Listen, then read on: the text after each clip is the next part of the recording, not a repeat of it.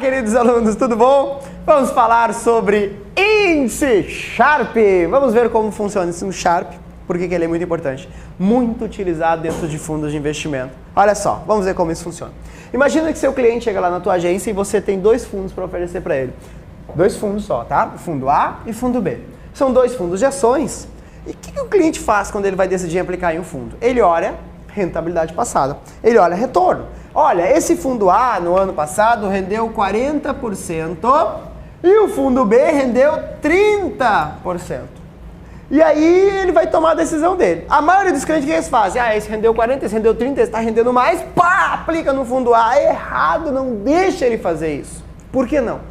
Porque quando eu vou tomar uma decisão de investimento, eu não posso olhar apenas para o que dá mais, porque senão todo mundo ia aplicar em ações. Todo mundo ia pular de bungee jump, porque dá uma adrenalina. Mas aí tem um risco. Então eu tenho que avaliar não só o retorno, como também o risco. Então eu falo assim, olha senhor, não te empolgue. Esse rende mais, ok, concordo plenamente. Esse tem o melhor retorno. Porém, nós temos que saber o risco dele. Esse risco é importante. Então você vai ter que descobrir o risco desse fundo, né? Vamos pegar o risco, que é o desvio padrão. Vamos calcular, vamos supor que o risco do fundo A seja de 10% e o risco do fundo B seja de 5%. Aí vai gerar uma confusão louca na cabeça do cliente. Porque olha só, se o cliente está de olho na rentabilidade, qual é que tem maior retorno? A ou B? Ele vai escolher o A. Agora, aquele cliente que quer menor risco, em geral, todo cliente que quer alta rentabilidade e baixo risco. Olhando para o risco, qual que tem menor risco? O B, né? Claro, se o fundo A tivesse esse menor risco, não teria dúvida, né? Qual aplicar. Seria o fundo com maior retorno e menor risco. Porém, o fundo A tem maior retorno, mas não tem o menor risco. Já sei então, Sora. Agora vai pelo perfil do cliente. Se o cliente quer ganhar mais, vem para cá. Se ele quer correr menor risco, não. O que nós vamos fazer é uma coisa melhor que isso. Não é perfil que você vai definir isso. Nós vamos transformar esses dois números em um único número. Um único número que nós vamos chamar de índice Sharpe. Transformando isso num único número, eu consigo dizer para o cliente, olha, seu cliente, esse é melhor.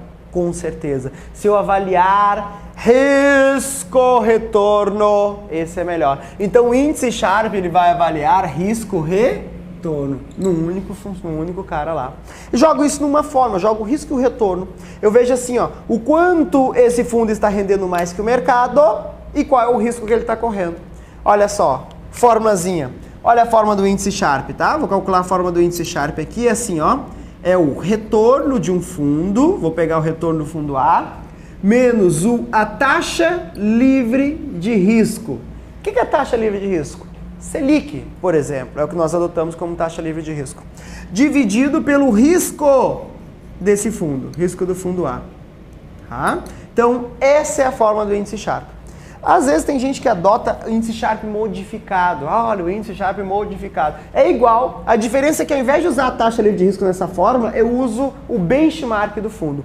Se eu estou falando um fundo de ações, deve ter como benchmark o Ibovespa, o IBRX. Então eu colocaria quanto deu o Ibovespa aqui. Mas vamos trabalhar com taxa livre de risco, tá? Então olha só. A rentabilidade do fundo A, 40%. Vamos substituir 40%, né? Qual é o risco, a taxa livre de risco? Nós vamos adotar a Selic como 10%, né? Apesar de Selic não estar 10% exato, pelo menos agora que eu estou gravando um vídeo não está 10%, mas nós vamos adotar 10% como Selic.